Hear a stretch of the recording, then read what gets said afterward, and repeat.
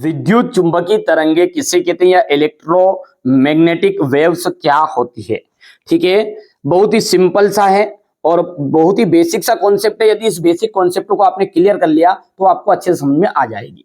सबसे पहले अपन ने तरंग पढ़ चुके हैं कि जो विक्षोभ के कारण जो होती है ऊर्जा एक स्थान से दूसरे स्थान तक जाती है। विक्षोभ का मतलब क्या है, जैसे अपने पानी में पत्थर डाला, ठीक है, तो वो थोड़ा सा हिलेगा डुलेगा, आपने देखा होगा बहुत सारा उदाहरण। रस्सी है तो कोई रस्सी को इस तरीके से करता है, ठीक है, या फिर अपनी ध्वनि तरंगे हो सकती है, या फिर अपन कह सकते हैं, ठीक है, कि जो गामा किरणें होती है, दृश्य प्रकाश होता है, एक्सरे मशीन होती है, तो ये सब क्या है, ये तरंगे ही है।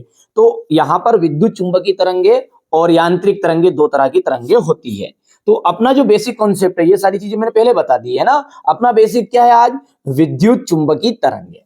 तो देखो बहुत ही सिंपल है, ठीक है, कि वे तरंगे जो विद्युत क्षेत्र, नाम में ही परिभाषा छिपी हुई, नाम में ही विद्युत क्षेत्र और चुंबकीय क्षेत्र दोनों के बीच कंपन होगा, तो जो उत्पन्न तरंग होगी वो जो परिणाम स्वरूप, किनके परिणाम स्वरूप, विद्युत और चुंबकीय क्षेत्र दोनों के बीच जब कंपन होगा और उसके परिणाम स्वरूप जो उत्पन्न तरंग होगी उसी को अपन कहेंगे विद्युत चुंबकीय तरंगे। तो बहुत ही सिंपल सी परिभाषा है, वे तरंग या फिर वे तरंगे, ठीक है, जो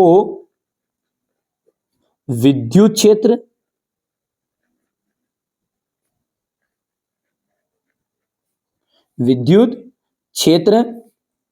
और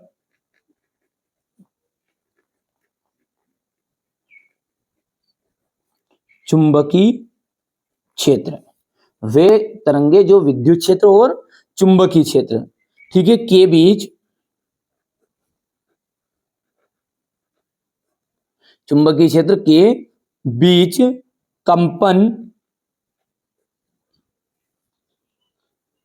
के बीच कंपन के परिणाम स्वरूप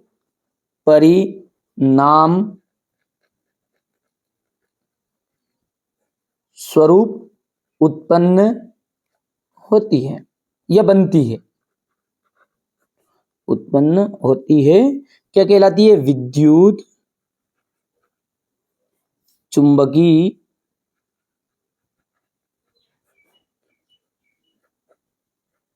तरंगे कहलाती है। ठीक है, समझ में आया कि परिभाषा बेटा इसमें छिपी हुई है, विद्युत और चुंबकीय क्षेत्र दोनों के बीच कंपन होगा, विद्युत क्षेत्र और चुंबकीय क्षेत्र दोनों के बीच कंपन होगा, तो उसके परिणाम स्वरूप जो उत्पन्न होगी तरंगे, उन तरंगों को अपन कहेंगे विद्युत चुंबकीय तरंगे। ठीक है, इसे अपन कह सकते हैं, इसे अपन कह सकते हैं, इसको शॉर्टकट में EM भी कहते हैं। ये इलेक्ट्रोमैग्नेटिक है ना, ये मैंने यहां से थोड़ा सा इसमें साथ में लिख दिया, तो इलेक्ट्रोमैग्नेटिक यानी कि EM, इसे क्या कहते हैं अपन, इसे EM तरंगे भी कहते हैं, इसे EM तरंगे भी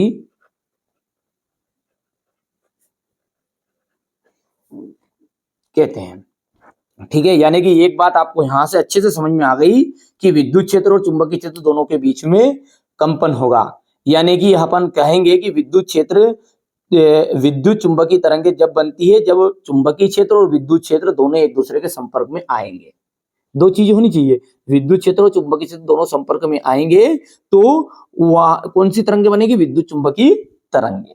ठीक है बच्चों, अपन यदि बात करें इसके उदाहरण की तो बहुत सारे उदाहरण है विद्युत चुंबकीय तरंगों के उदाहरण, तो यहां पर अपन लिख देंगे उदाहरण।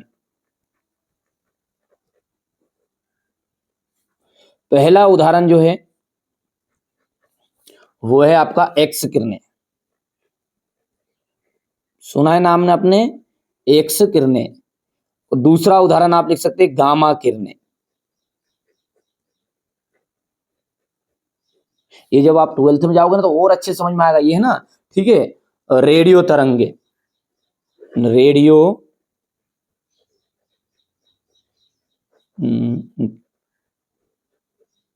तरंगे, एक्स किरणें हो गई, गामा किरणें हो गई, रेडियो तरंगे हो गई, सूक्ष्म तरंगे,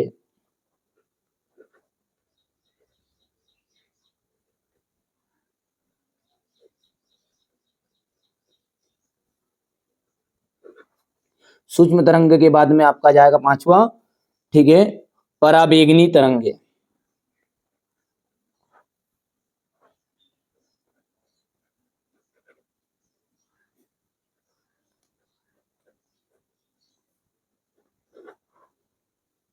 अवरक्त विकिरण,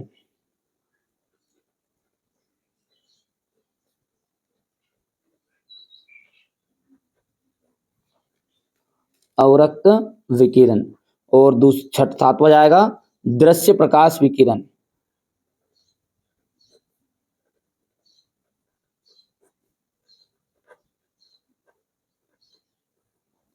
ठीक है भैया, तो ये आ जाएगी आपकी एक्स किरणें, गामा किरणें, रेडियो तरंगे, सूक्ष्म तरंगे, पराबैंगनी तरंगे, ठीक है, अवरक्त विकिरण और दृश्य प्रकाश विकिरण। तो ये आपके सामने मैंने बता दिया विद्युत चुंबकीय तरंगे किसे कहते हैं, ठीक है, उदाहरण बताएं, अच्छे से समझाने का प्रयास किया है। आशा करता हूं कि आपको अच्छे समझ में आ भी गया होगा। ठीक है, तो ये आपका हो गया इतना। ठीक है, चलिए तो मिलते हैं अगले वीडियो में।